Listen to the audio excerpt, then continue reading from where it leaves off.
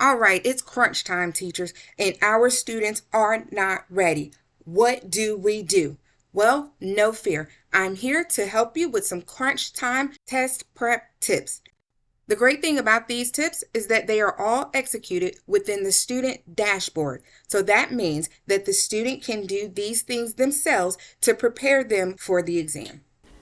Before we get started, I do want to make sure that you are aware of the available resources to assist you with Geometrics. We do have our Facebook and LinkedIn page. Here we will house information about upcoming webinars, conferences that we may attend, releases, as well as teacher tips. You do want to make sure that you follow these pages so that you can get that information. We also have an extensive knowledge base at support.geometrics.net. Our knowledge base includes articles that come with pictures and step-by-step directions that answer many of the questions you may have. You are also able to create a support ticket and receive help from our knowledgeable support team. Lastly, we have our YouTube page that houses our past and future webinars and an FAQ section that can also provide help with many of your questions. As I said, these items can all be executed by students in the student dashboard located at geometrics.net. What students will first need to do is sign in. They can use their password or they can use one of the single sign-on options. I do encourage all teachers to have a geometrics.net student account. For this, you will need to create an account and redeem a code. Once you have an account, I do also recommend that you visit the account at least once a month just to keep up to date on the latest with the test, as well as any new changes that might occur within the student dashboard. We will begin with testing mode. Each Geometrics program comes with at least 2 pre-made practice exams, and I recommend that students take these exams 2 times each in testing mode to start with.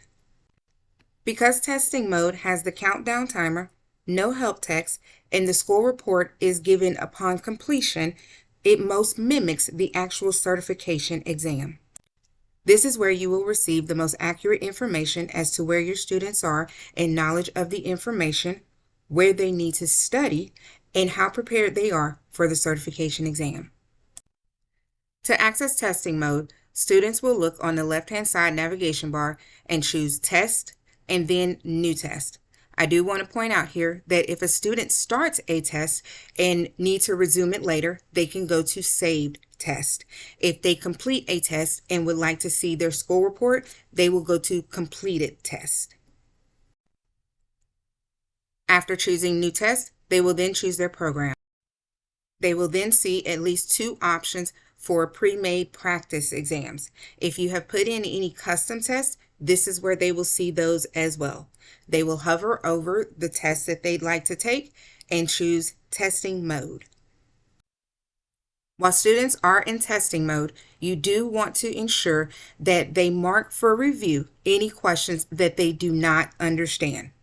Marking them for review will allow you to see them later and view all questions, and they can create a practice exam with only the questions that they have marked for review. I will be showing you how to do that in this video. Now that learners have completed tests in testing mode, the study guide will populate data. This data can be used to help them determine where they need to focus their studies at. Let's go have a look at the study guide.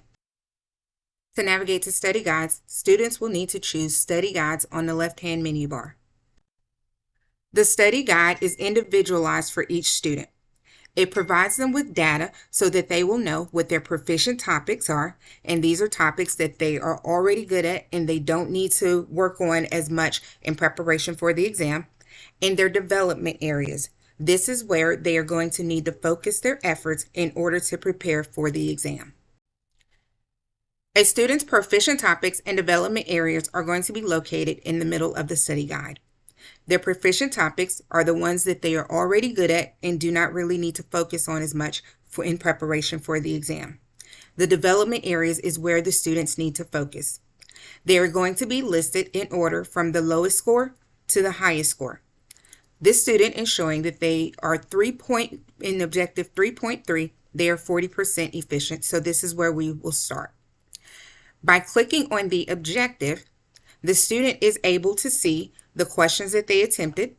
They're able to see the questions that are in the objective.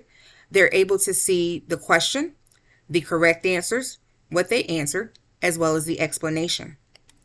They are also able to see course resources depending on what program you are in and whether or not Public domain content. you purchase courseware. I do recommend courseware. This links back to the video, and this video explains this objective.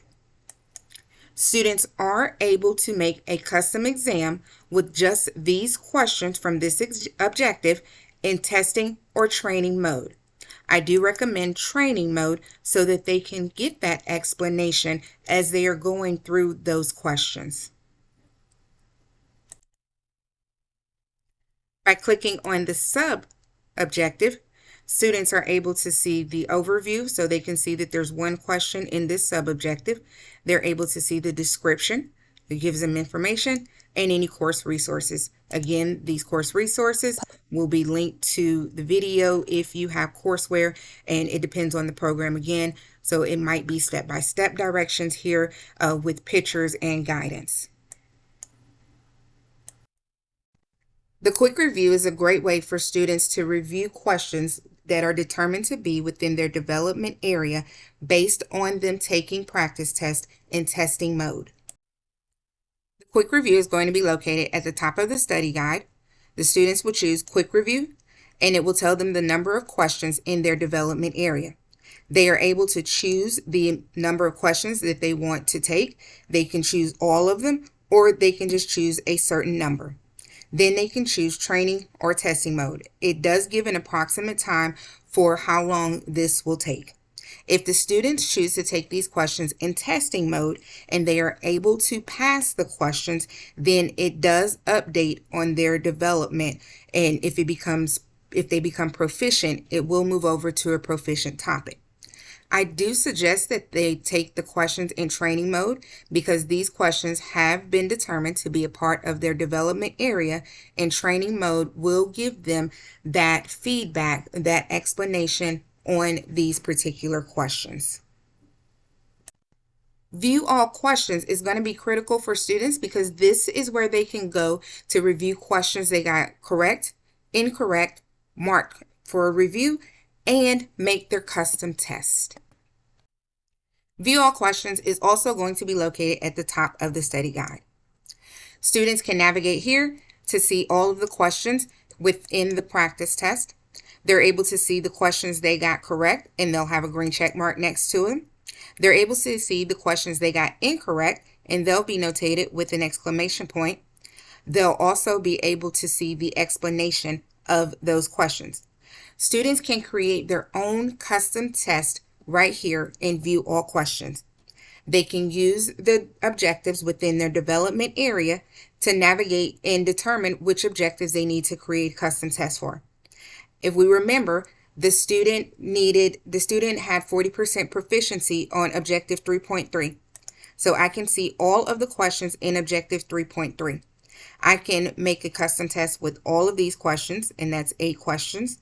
I can add additional objectives that the student needed to work on in this test, and it's going to tell me the approximate time. I can also see just the questions that the student got incorrect, and I can make a custom exam with just those questions. I can do that for every objective. I can go look at every objective, see the questions that the student got wrong, and make a custom exam with just those questions. You'll also notice that there is a red flag here. That means that while the student was taking the practice test, they marked this question for review. This is a question that the student did not understand, that the student needed assistance with. What the student can do, I'm going to clear out all of my questions here. The student can go to the filter at the top of the page, click the filter, and it says flagged for review. Choose yes. And the student is able to see all of the questions that they have flagged for review. Not only are they able to see those questions, but they are able to add all of those questions to a custom exam and do that exam in training or testing mode. The students flag these questions for review. So again, I recommend that these students do these questions in training mode so that they can review them and get the explanation.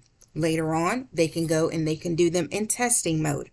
But because these students flag these questions for review, they can also take this time to create this test in training mode and get assistance from their teacher or another student for further explanation on this question to make sure that they really understand that concept and they're able to get it right on the next try. Courseware is also going to be very important when it comes to that final preparation or that crunch time preparation for students preparing for the certification exam. I do recommend that you utilize one of the Geometrics courseware partners in order to have the courseware there for your students. First of all, it will link in with the study guide, so it will provide resources there for the student when they are looking at the objectives and the topics that they need to focus on. Second, it's readily available right there in the Geometrics platform so that the students can utilize it and go to specific areas to relearn materials, to get explanation for materials, to get help with those specific areas. They are going to be named the same thing in the courseware and within the topics. Available courseware will be able to be seen when you navigate to courses on the left-hand navigation bar in the Geometrics student panel. From there, all they have to do is choose their course and it will open. The courseware does contain vocabulary list. Make sure that your students understand the vocabulary words for the programs that they are testing in. Knowing those vocabulary words could make the difference between whether or not a student understands what a question is asking and is able to provide the right answer, and if they are not. Students also have the option to scroll to the bottom of the study guide and review by topics. It will tell them their proficiency in each topic, and they will need to start. I suggest that they start with the topic that they are least proficient in. For this student, it's going to be technology basics. By clicking on Technology Basics, they are able to see all of the objectives within Technology Basics.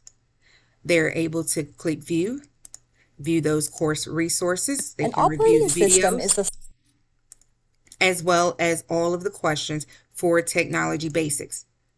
Now, if they click on the objectives, they are able to see the sub-objectives and the description, as well as the course resources for the sub-objectives. From the objective within topic, students also have the ability to launch a test in training or testing mode with all of the questions from that particular topic. Topics are important because they will link you back to the courseware, and the topics are going to be the same in the study guide that they are in the courseware, and it will make it easier for the student to navigate where they should be studying at. There are additional things that can be done to prepare students in crunch time. I did choose to focus on these 4 things because they are things that are done within the student dashboard, meaning the students can do them themselves. They can focus on their own individual development areas, and they can create based on how they learn in order to prepare for the test. Thank you for joining us. I want to invite you to stay connected with us through the Geometrics Facebook and LinkedIn pages.